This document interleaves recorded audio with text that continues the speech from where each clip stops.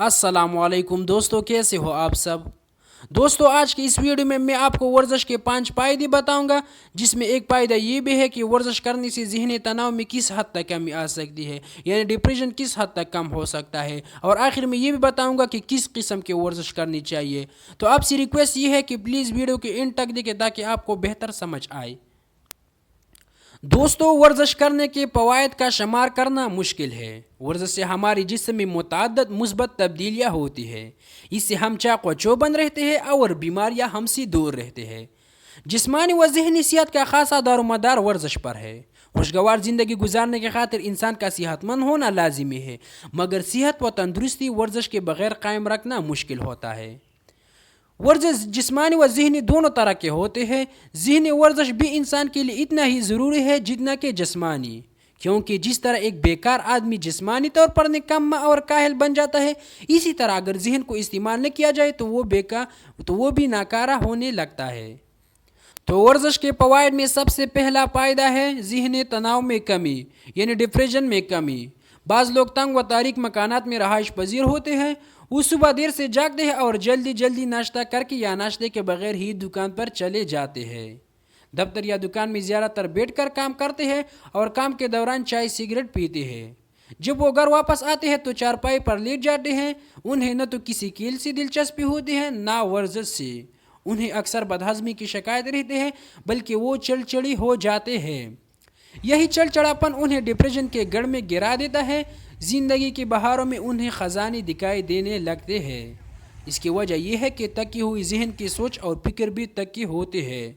यही लोग अगर ताज़ा हवा में रहे, सुबह जल्दी जागी, रात को जल्दी से खाना वक़्त पर खाए, चाय और सिगरेट से परहेज़ करें और बाकायदगी से वर्जिश करें, तो उन्हें ज़िंदगी के आसमान पर चांद सितारे चमकते नज़र आ सकते हैं। वो मायूसी और नाउमीदों में भी मुस्करा सकते हैं। वर्जिश से तबीयत में शगुफ्तगी पैदा होती है और इंसान दूसरों के साथ रवाबित कायम करने में भी उसे मदद मिलती है। दूसरा फ़ायदा है नींद में बेहतरी। कहते हैं नींद सूली पर भी आ जाती है। बज़ाहिर इस दावे पर यकीन करना मुश्किल है, लेकिन इस कहावत से नींद की अहमियत का पता बहरहाल चलता है। नींद इंसान की ज़रूरत है और अच्छी नींद से इंसान दिन भर मुस्तैद रहता है और इसके काम का मयार भी बढ़ जाता है। अच्छी और मयारी नींद का एक नुस्खा वर्जिश है। वर्जिश करने वालों को ऐसा न करने वालों की निस्बत बेहतर नींद आती है। वर्जिश करने का तीसरा फ़ायदा है अमराज से दूरी। मोटरसाइकिल हो या कार, इन चीज़ों के बारे में आमतौर पर कहा जाता है कि पड़े रहे तो ख़राब और आलूदा हो जाते हैं।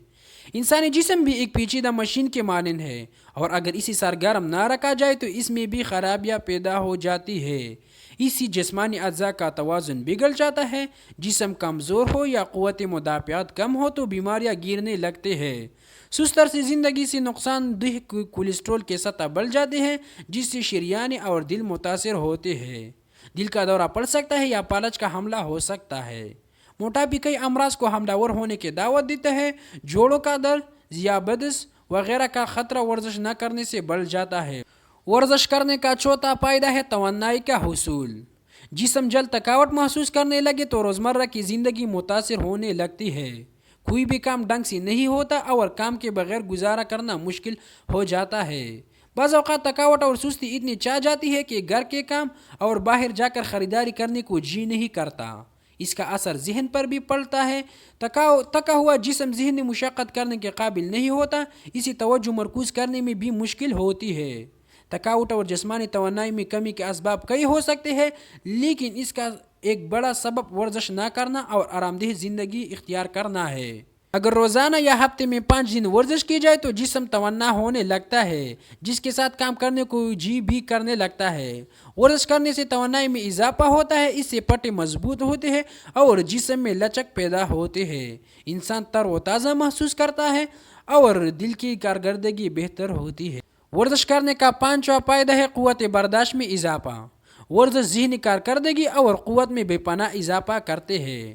بندے کو تندرستی اور توانائی کا احساس ہوتا ہے۔ انسان کی سوچ مثبت ہو جاتی ہے۔ اگر انسان میں قوت برداشت کا فقدان ہو تو وہ انسان چلچلا سا ہو جاتا ہے، بات بات پر جھگڑ پڑتا ہے۔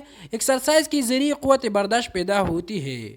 یہی وجہ ہے کہ عام لوگوں کی نسبت سپورٹس مین جو ہوتے ہیں ان میں برداشت کا مادہ اور صبر کا مادہ تھوڑا زیادہ ہوتا ہے۔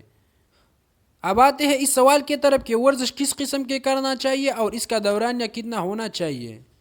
یہ سوال ہر کسی کے ذہن میں ابھرتا ہے کہ ورزش کس قسم کے کرنی چاہیے اور اس کا دورانیہ کتنا ہونا چاہیے۔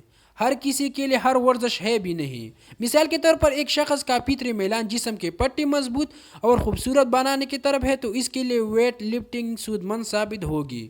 بعض لوگ زیادہ دیر بیٹھ کر کام کرتے ہیں، مثلاً ڈاکٹر، پروفیسر، وکیل اور طالب علم۔ ان کے لیے چلنا، دوڑنا، پھرنا یا سائیکل وغیرہ چلانا ہی کافی ہے۔ ورزش کرتے ہوئے اس بات کا خیال رکھیں کہ آپ ورزش کی کتنی شدت برداشت کر سکتے ہیں۔ کمزور حضرات بھاری ورزش کرنے سے اجتناب کریں، کیونکہ اگر وہ اپنی قوت سے بڑھ کر ورزش کریں گے تو انہیں فائدے ہونے کے بجائے نقصان بھی پہنچ سکتا ہے۔